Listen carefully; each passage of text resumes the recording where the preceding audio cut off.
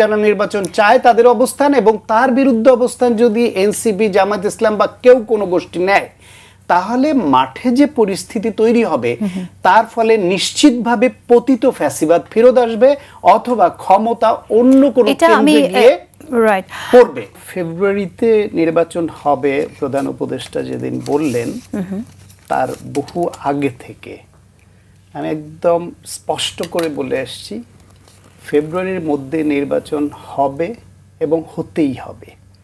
কারণ হচ্ছে দেশের অর্থনৈতিক অবস্থা, আইন শৃঙ্খলা, রাজনৈতিক সম্প্রীতি, বিনিয়োগ কোনোটার অবস্থাই খুব ভালো না।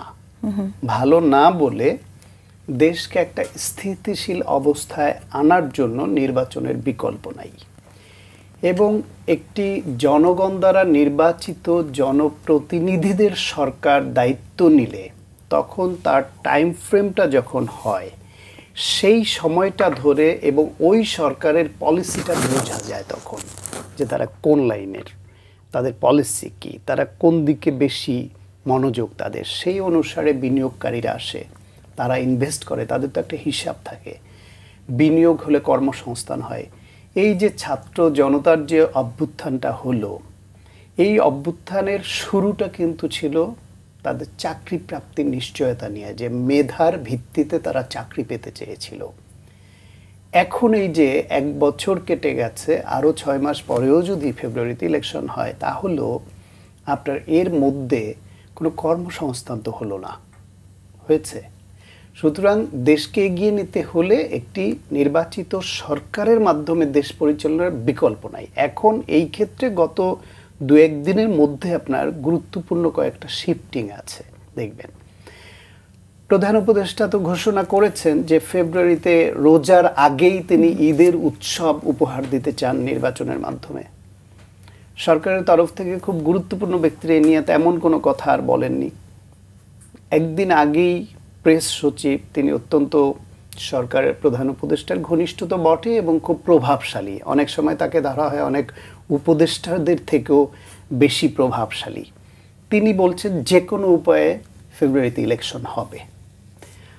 আজকে স্বরাষ্ট্র উপদেষ্টা বলেছেন ফেব্রুয়ারিতে জাতীয় সংসদ নির্বাচন হবে, কারণ স্যার বলেছেন, মানে প্রধান উপদেষ্টা বলেছেন, এরপর আর কোনো কথা নেই, এবং এটা কেউ বানচাল করার ক্ষমতা রাখে না, কেউ বানচাল করতে পারবে না।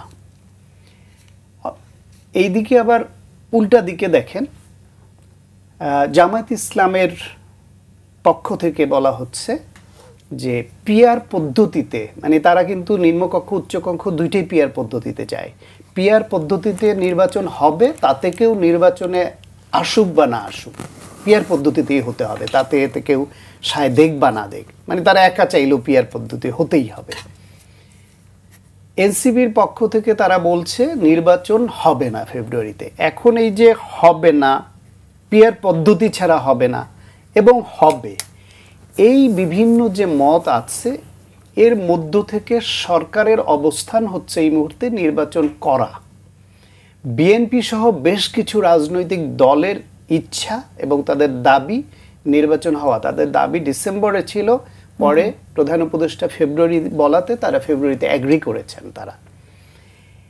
এখন মূলত কনফ্লিক্টটা তাহলে সরকারের সঙ্গে, যারা চায় না তাদের, এবং যারা চায় তারা তখন নির্বাচন হওয়ার পক্ষে। তাহলে কি হলো, এই যে দুইটা পক্ষ হয়ে গেল, এই দুইটা পক্ষের দুইটা পক্ষই কিন্তু গণঅভ্যুত্থানের পক্ষের শক্তি। এই দুইটা পক্ষই চায় বাংলাদেশে ফ্যাসিবাদ যেন আর ফেরত না আসে। এখন যারা নির্বাচন চায় না, তাদের আশঙ্কা যে এই পদ্ধতিতে প্রচলিত এইভাবে, এই সংবিধানের আলোকে, এই সরকারের অধীনে ব্যাপক সংস্কার, মৌলিক সংস্কার তারা চায়, সব কিছুর আগেই বাস্তবায়ন না হলে যদি নির্বাচন হয়, তাহলে নতুন করে নির্বাচিতরাও ফ্যাসিবাদ হয়ে উঠতে পারে। এটা হলো আশঙ্কা। কিন্তু যারা নির্বাচন চায় তাদের অঙ্গীকার হচ্ছে নতুন করে ফ্যাসিবাদ হওয়ার সুযোগ নাই, এবং এই যে সংস্কার বিষয়ে একমত হয়েছে, তারা 2 বছরের মধ্যে যারাই নির্বাচিত হোক তারা বাস্তবায়ন করবে, এটা সব পক্ষ লিখিত অঙ্গীকার করবে। এখন নির্বাচিত হওয়ার পর তারা ফ্যাসিবাদ হয়ে উঠবে না কিনা, এটা হলো যারা নির্বাচন চায় না তাদের একটা আশঙ্কার কথা। কিন্তু যদি নির্বাচন বানচাল করবার জন্য তাদের আন্দোলন করতে হয়, এবং একদিকে সরকারের চাওয়া, আর একদিকে যারা নির্বাচন চায় তাদের অবস্থান, এবং তার বিরুদ্ধে অবস্থান যদি এনসিপি, জামাত ইসলাম বা কেউ কোনো গোষ্ঠী নেয়, তাহলে মাঠে যে পরিস্থিতি তৈরি হবে তার ফলে নিশ্চিতভাবে পতিত ফ্যাসিবাদ ফেরত আসবে, অথবা ক্ষমতা অন্য কোনো কেন্দ্রে গিয়ে পড়বে। তাহলে আপনি ভবিষ্যৎ নির্বাচিত সরকার ফ্যাসিবাদ হতে পারে সেই আশঙ্কার কারণে এরা এমন কোন ক্ষেত্র তৈরি করবে কিনা যে তার আগেই পতিত ফ্যাসিবাদ আবার জায়গা করে নেয়, তার লক্ষ্য ইতিমধ্যে কোথাও কোথাও স্পষ্ট হয়েছে। সুতরাং আমার মনে হয় এরা এখন যাই বলুক, এইসব যদি কিন্তু তবে থেকে খুব শিগগিরই এবং কোনো কোনো জায়গায় কানাঘুষা শোনা যাচ্ছে দর কষাকষির, সেটাও যদি কোনো আশার আলো দেখা যায় তাহলে সমাধান হয়ে যেতে পারে।